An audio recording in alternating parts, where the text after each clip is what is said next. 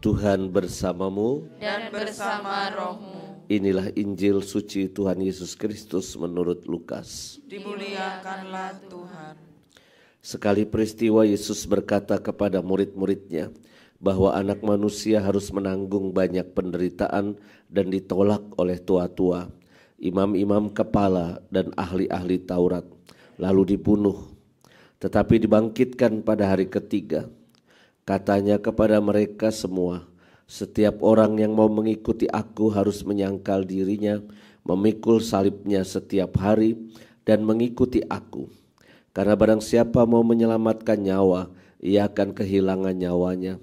Tapi barang siapa kehilangan nyawanya karena aku, ia akan menyelamatkannya.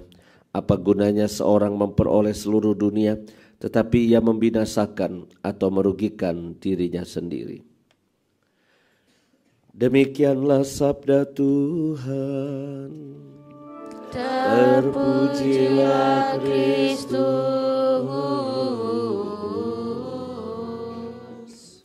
Silakan duduk. Saudara-saudari, kata kunci dari bacaan Injil hari ini soal menyelamatkan nyawa. Apakah salah kita ingin menyelamatkan nyawa kita? Ya.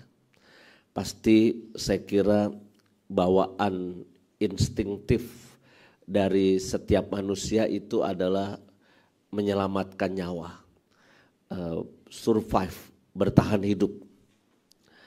Ya kalau kita lihat di sosial media atau di TV-TV, korban-korban banjir, saudara-saudari kita yang sedang berjuang dengan bencana banjir di Jakarta dan sekitarnya ini pasti juga sedang sedih dan sedang merasakan banyak kehilangan sebetulnya. Ya mungkin nyawa tidak hilang, tetapi kepemilikan apa yang kita punya itu bisa hilang seketika karena sesuatu, ya. Apakah nyawa kita bisa tidak hilang seketika? Bisa, pasti bisa. Apa yang kita punya ini bisa hilang seketika, termasuk nyawa kita.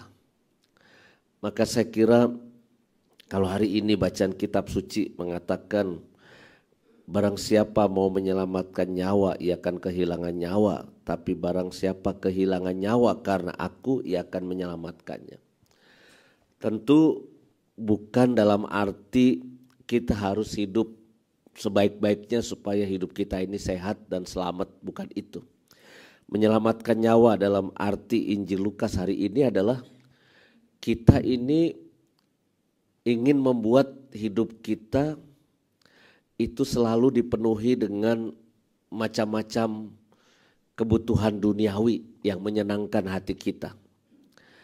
Maka kalau dikaitkan dengan bacaan pertama, kalau engkau tidak mau mendengar, apalagi engkau mau disesatkan untuk sujud menyembah kepada Allah lain, maka hari itu juga pastilah kamu akan binasa.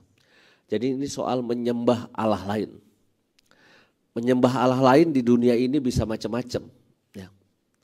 Misalnya, pokoknya yang paling penting dalam hidupku itu adalah uang.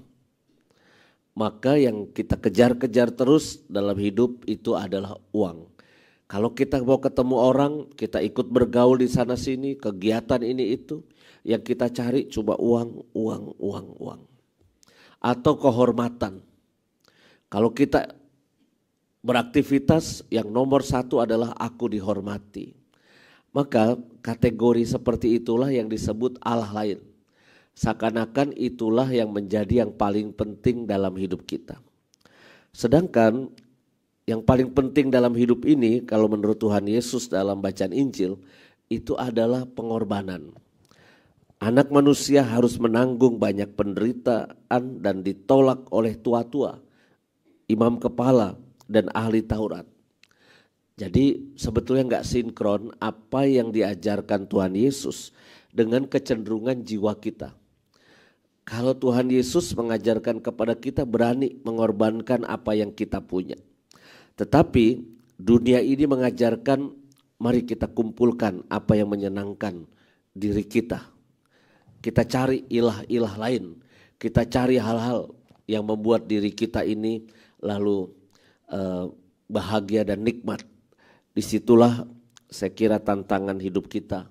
Apakah kita mengabdi Allah dengan ajarannya harus berani menanggung banyak derita, atau kita hanya mencari kesenangan-kesenangan diri kita. Maka untuk itulah setiap agama sebetulnya punya cara untuk mendidik umatnya semakin dekat dengan Tuhan, yaitu puasa. Ya, setiap agama punya itu. Buddhisme punya, Hinduisme punya, Muslim punya, kita yang Katolik baru mulai kemarin. Jadi setiap agama itu mengajarkan itu. Maka saya kira mari kita berlatih selama 40 hari ini bertekun mengalahkan kekuatan, mengalahkan diri kita dan bersandar pada kekuatan Allah sehingga kita semata-mata hidup dengan kekuatan darinya. Kemuliaan kepada Bapa dan Putra dan Roh Kudus seperti pada permulaan, sekarang, selalu dan sepanjang segala abad. Amin.